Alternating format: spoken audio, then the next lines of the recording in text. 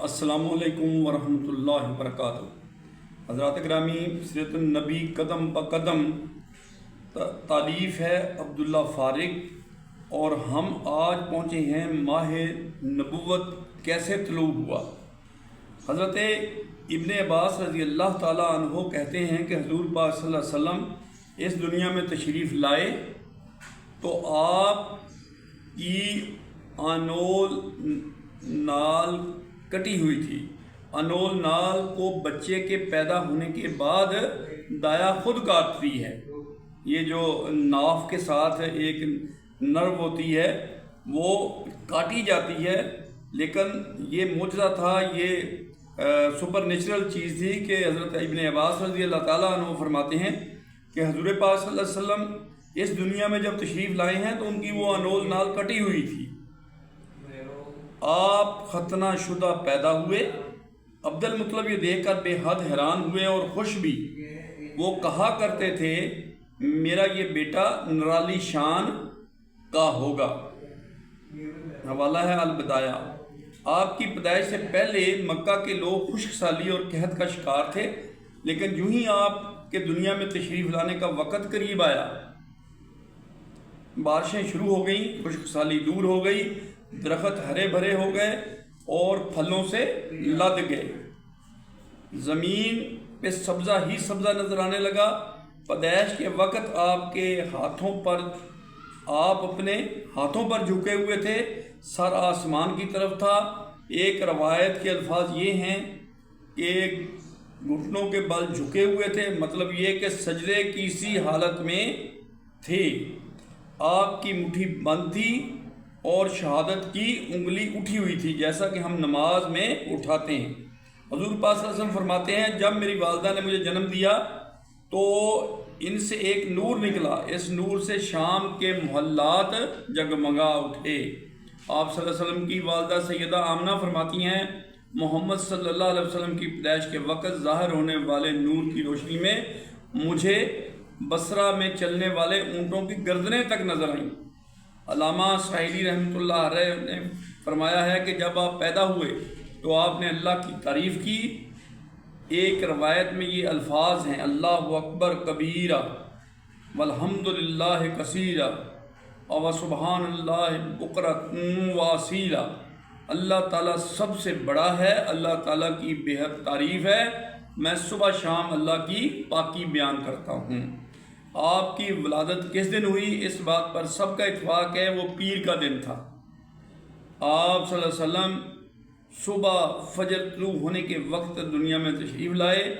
तारीख़ पैदाइश के सिलसिले में बहुत से कौल हैं। एक रवायत के मुताबिक 12 रबीउल अव्वल को पैदा हुए, एक रवायत के मुताबिक 8 रबीउल अव्वल है, एक रवायत के मुताबिक 2 रबीउल अव्वल को पैदा हुए। इस सिलसिले में और भी बहुत सी रवायात हैं। ज़्यादातर मुअर्रिखीन का ख्याल है कि आप 8 रबीउल अव्वल को पैदा हुए।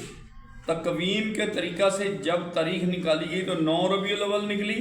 मतलब ये है कि इस बारे में बिल्कुल सही बात किसी को मालूम नहीं। इस पर सबका इत्फाक है कि महीना रबीउल अव्वल का था और दिन पीर का। ये भी कहा जाता है कि आपको पीर के दिन ही नबूवत मिली। पीर के रोज़ ही आपने मदीना मुनव्वरा की तरफ हिजरत फरमाई और पीर के रोज़ ही आपकी वफ़ात हुई। आप आमुल फील में पैदा हुए, यानी हाथियों वाले साल। इस साल को हाथियों वाला साल इसलिए कहा जाता है कि इब्रा ने हाथियों के साथ मक्का मुकरमा पर चढ़ाई की थी। आपकी पैदाइश इस वाक़या के कुछ ही दिन बाद हुई थी। वाक़या कुछ इस तरह है कि इब्रा यमन का ईसाई हाकम था। हज के दिनों में उसने देखा कि लोग बैतुल्लाह का हज करने जाते हैं। उसने अपने लोगों से पूछा, ये लोग कहाँ जाते हैं? उसे जवाब मिला, बैतुल्लाह को हज करने के लिए मक्का जाते हैं। उसने पूछा, बैतुल्लाह किस चीज़ का बना हुआ है? उसे बताया गया पत्थरों का बना हुआ है। उसने पूछा, इसका लिबास कैसा है? बताया गया, हमारे यहाँ जो धारीदार कपड़ा जाता है उससे उसकी पोशाक तैयार की जाती है। इब्रा ईसाई था। सारी बात सुनकर उसने कहा, मसीह की कसम, मैं तुम लोगों के लिए इससे अच्छा घर तामीर करूँगा। इस तरह उसने सुर्ख, सफ़ेद, जर्द और स्याह पत्थरों से एक घर बनवाया। सोने और चांदी से उसको सजाया। उसमें कई दरवाज़े लिखवाए और उसमें सोने के पत्रे जुड़वाए ان کے درمیان میں جواہر لگوائے، اس مکان میں ایک بڑا سا یاقوت لگوایا، پردے لگوائے، وہاں خوشبوئیں سلگانے کا انتظام کیا۔ اس کی دیواروں پر اس قدر مشک ملا جاتا تھا کہ وہ سیاہ رنگ کی ہو گئی تھی، یہاں تک کہ جوہر بھی نظر نہیں آتے تھے۔ پھر لوگوں سے کہا، اب تمہیں بیت اللہ کا حج کرنے کے لیے مکہ جانے کی ضرورت نہیں رہی، میں نے یہیں تمہارے لیے بیت اللہ بنوا دیا ہے، لہٰذا اب تم اس کا طواف کیا کرو۔ اس طرح کچھ قبائل کئی سال تک اس کا حج کرتے رہے، اس میں اعتکاف کرتے رہے، حج والے مناسک بھی ادا کرتے رہے۔ عرب کے ایک شخص نفیل خشمی سے یہ بات برداشت نہ ہو سکی، وہ اس مصنوعی خانہ کعبہ کے خلاف دل ہی دل میں کڑتا رہا۔ آخر اس نے دل میں ٹھان لی کہ وہ ابرا کی اس عمارت کو گندا کر کے چھوڑے گا۔ پھر ایک رات اس نے چوری چھپے بہت سی گندگی اس کے اندر ڈال دی۔ ابرا کو معلوم ہوا تو سخت غضبناک ہوا اور کہنے لگا، یہ کارروائی کسی عرب نے اپنے کعبہ کے لیے کی ہے، اس کو میں ڈھا دوں گا، اس کا ایک ایک پتھر توڑ دوں گا۔ اس نے شاہ حبشہ کو یہ تفصیلات لکھیں، اس سے درخواست کی کہ وہ اپنا ہاتھی بھیج دے۔ اس ہاتھی کا نام محمود تھا۔ یہ اس قدر بڑا تھا، اتنا بڑا ہاتھی روئے زمین پر کبھی دیکھنے میں نہیں آیا تھا۔ جب ہاتھی اس کے پاس پہنچ گیا تو وہ اپنی فوج لے کر نکلا اور مکہ کا رخ کیا۔ یہ لشکر جب مکہ کے قریب و قرب و جوار میں پہنچا تو ابرا نے فوجوں کو حکم دیا کہ ان لوگوں کے جانور لوٹ لیے جائیں۔ ان کے حکم پر فوجیوں نے جانور پکڑ لیے، ان میں عبد المطلب کے اونٹ بھی تھے۔ نفیل بھی ابرا کے ساتھ اس کے لشکر میں موجود تھا اور یہ عبد المطلب کا دوست تھا۔ عبد المطلب ان سے ملے، اونٹوں کے سلسلے میں بات کی۔ نفیل نے ابرا سے کہا، قریش کا سردار عبد المطلب ملنا چاہتا ہے، یہ شخص تمام عرب کا سردار ہے، شرف اور بزرگی اسے حاصل ہے، لوگوں میں اس کا بہت بڑا اثر ہے، لوگوں کو اچھے اچھے گھوڑے دیتا ہے، انہیں عطیات دیتا ہے، کھانا کھلاتا ہے۔ یہ گویا عبد المطلب کا تعارف تھا۔ ابرا نے انہیں ملاقات کے لیے بلا لیا۔ ابرا نے ان سے پوچھا، بتائیے آپ کو کیا چاہتے ہو؟ اس نے جواب دیا، میں چاہتا ہوں کہ میرے اونٹ مجھے واپس مل جائیں۔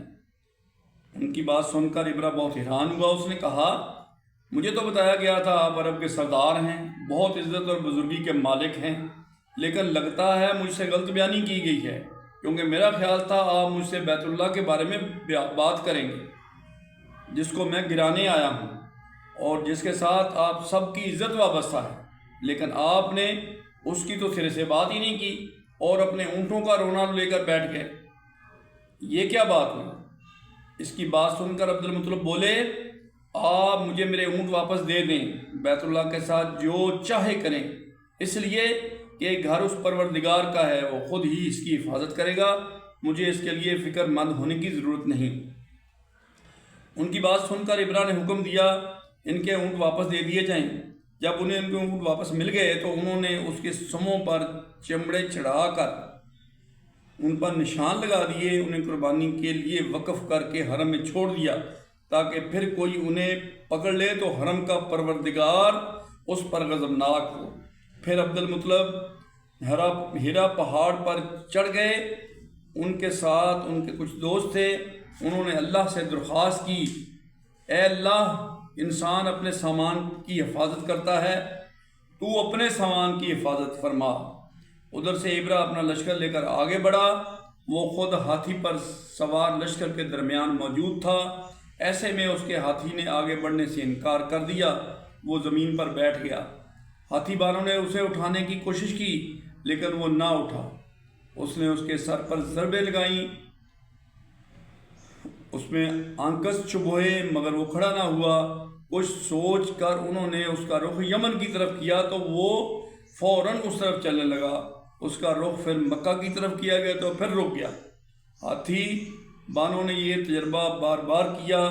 آخر ابرا نے حکم دیا، ہاتھی کو شراب پلائی جائے تاکہ نشے میں اسے کچھ ہوش نہ رہے اور ہم اس مکہ کی طرف بڑھا سکیں۔ چنانچہ شراب پلائی گئی لیکن اس پر پھر بھی کچھ اثر نہ ہوگا۔ تو حضرات گرامی، اس کے بعد ابرا کا وہ جو حشر ہوا وہ سورۃ الفیل میں اللہ تعالیٰ نے پورے کا پورا بیان فرمایا ہے کہ اللہ تعالیٰ نے کس طرح ہاتھی والوں کے ساتھ کیا سلوک کیا کہ ان کو کھائے ہوئے بھوسے کی مانند کر دیا۔ تو یہ اللہ تعالیٰ کی ذات خود جب کرنے پہ آتی ہے، یعنی حضرت عبد المطلب نے تو یہ کہا کہ میں اپنے اونٹوں کا فکر مند ہوں، تو کعبہ کا فکر مند اللہ تعالیٰ خود ہو، اور خود جا کے وہ پناہ گزین ہو گئے، ٹھیک ہے، ہرا کے اوپر چلے گئے اور وہاں پہ جا کے دعا مانگی کہ یا اللہ اب تو اس کی حفاظت فرما۔ اور جب اللہ تعالیٰ حفاظت فرمانے پہ آتا ہے تو وہ پھر کنکریوں کو، وہ پھر ابابیلوں کو حکم دیتا ہے۔ سورۃ الفیل ہے پوری کی پوری، کہ کس طرح اللہ تعالیٰ نے چھوٹے چھوٹے پرندوں کو حکم دیا اور انہوں نے ہاتھی کو کھائے ہوئے بھوسے کی مانند کر دیا۔ تو ذات گرامی، ہم بھی اللہ تعالیٰ سے یہ دعا کرتے ہیں اور اللہ تعالیٰ سے یہ امید کرتے ہیں کہ ہم بڑے ہی گنہگار ہیں، بکھرے ہوئے ہیں، ہم بہت ہی پریشان حال ہیں، تو ہماری امت مسلمہ کی اسی طرح مدد فرما جس طرح تو نے حضرت عبد المطلب کی مدد فرمائی۔ اس کے ساتھ اجازت چاہتے ہیں، وآخر دعوانا الحمدللہ رب العالمین۔